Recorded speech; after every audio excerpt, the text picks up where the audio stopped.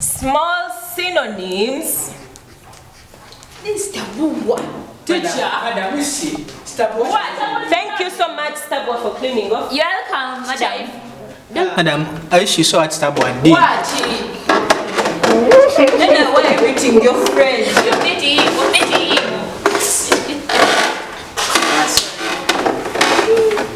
Mama, Papa, sorry. Stabua, you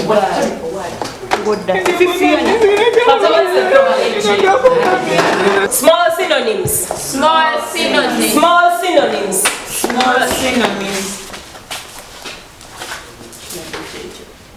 Why are you late? Look at the way you're dressed. Where is your book? Why are you so shabby like this? Huh? Shabby. Man, sobolo kunyunyura nawe toyogera. Why are you shouting? Unfold this. Ate kano twakale kamusi. Unfold this. Followed. Unfold. Kajia yobochi. Ngamba kazungu. Sorry. Namora ba maticho buzibu obubadde ojja kunsonyiwa. Ate yo kula nange.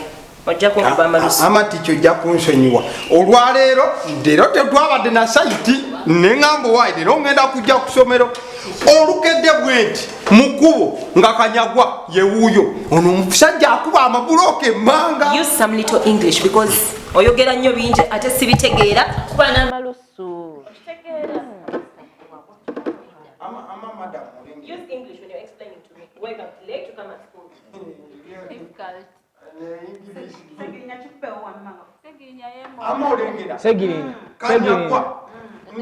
Madam, let me translate.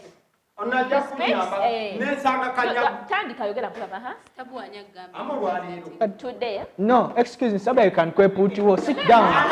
Sit down.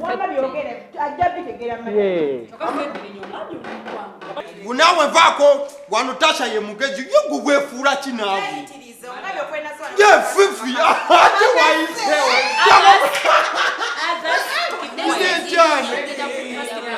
Others keep quiet. Keep quiet. Keep quiet. If I see you opening your dirty mouth. Tumutuwala twatuleka musini yattu. Segirinya go on. Madam. Scottish, whatever the name is, keep quiet. Teacher, excuse me. Get out of my class. Yes, teacher. Get out. Kafuluma tutusana na. Get out. Oduke okuva waneno paka ku get. Daba wano ojana wo. Mwagala nnyo. Get out. Get out of my class. Bulabe ekisaati kyayambadde nze kingwaza. Ono amanyira abantu abakulu. Ono amanyira abantu abakulu. Stabua amanyira. Nenda Stabua tabikola kale. Ivoni kale yolusabikola ne Stabua tabikola. Okay, others, keep your dirty mouth. Shut. Musirise ebimwalya mu ebiddugala. Teacher, explain jinzikirize naye mu Luganda kuba omulaba ngenda kubulira mazima nga sikulimbye nakedde ku macha olwaleero site baade batugambe nti no mukama waffe talina bulungi kasente tetugenda kukola era nenkera n'ekitabo kyange kikino nezija mbadde nyambuka kwekusanga kanyagwa nakuba amatofaali kanyagwa munange nga ngamba mbuna ayina wakalimu n'akalimu ako nga kasava buloka y'ebibiri tesangika mbadde ntambula nsanze kanyagwa nga ngamba nti leero kuba amabuloka kintu kyayidomodde ebuloka tugenda gikula siringi bibiri. Okay. Yogera ngutaddewo kitabo bwoti. Neddala ticha ne bw'oba gwe kukusoma n'okuba buloka ku bibiri goyinza kulonda woki. Nkubeza ebibi.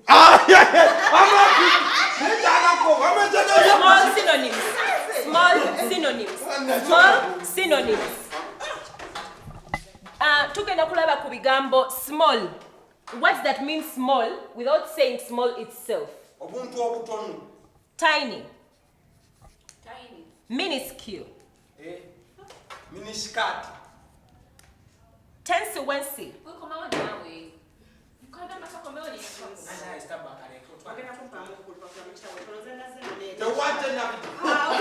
Okay. Excuse me, madam. Tiny. Tiny. Tiny. Tiny. Tiny. Tiny. Minuscule. Excuse me, madam. I said leave my class. Akakana kagende. You will come back tomorrow. You're too early for the next lesson. Again, no, Jaco danger. Minuscule. Minuscule. Minuscule. Minuscule. Little. Little. Minuscule. Minuscule. Nachibule, pronounce after me. Minuscule. So, little can be used in a sentence like, I have a little problem. I have a what? A little problem. Instead of saying, I have a small problem, you can say, I have a little problem. Yes, teacher. And minuscule is used when comparing prices. When doing what? Prices. When comparing prices. For example, you can say, the price between these two cars is minuscule. Kati madam Lindako, webelanga eyo minuscule etegeeza kyekimu ne small kati lwakimba sikozesa small mfo kyekyo ekigambo ekiwanvu kyonna nakimalayo. That's the reason as why you are at school, to learn new words. Petite. Petite. Petite. Petite. It means something that's small and cute. Madam what? Something small and cute. Yeah! Oyunze! Why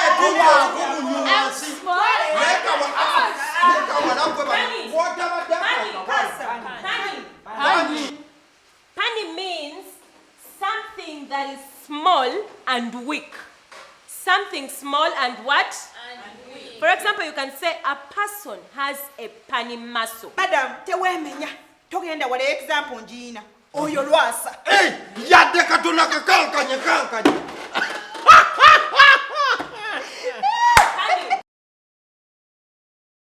Big synonyms. Big We synonym. have been looking at the small synonyms. Now we are going to look at the big synonyms. Words that can mean big without saying big itself. Papa. Hey, papa, kinene bana. We have large, Large. huge, gigantic, Gigantic. gigantic, large, huge, colossal,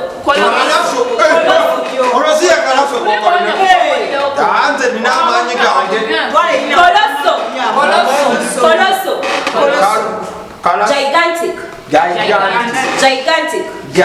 All these words can mean something that is big. That is what? Let's give examples.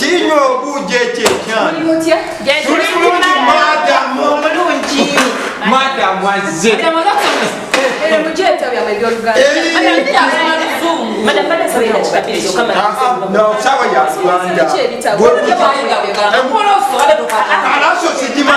Madam Baden sabaida chikabirizo kamalirizeeko buno obusynonyms katono nnyo. Big synonyms, large, huge, colossal, gigantic. Obwedde okolaki? Obudde bwo buwedde kubedde osomesa biki? Nasoose kusomesa eno madam. Obudde bwo buwedde. Uganda. Baminyamba malirize. Let me just finish up. Let me just wind up please. Otola ku budde bwange. Amaliriza oluzungu. Now what English? Mujje ebitabo byammwe bya Luganda. Yes, Madam, please. Just give me some little time. And I Tukooye. Nyabo tusomeseza kalaso katukokolimileko eno mu Luganda. Luno nawe mwana.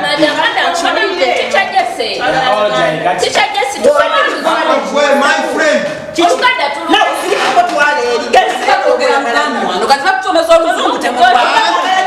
Tugenda munono.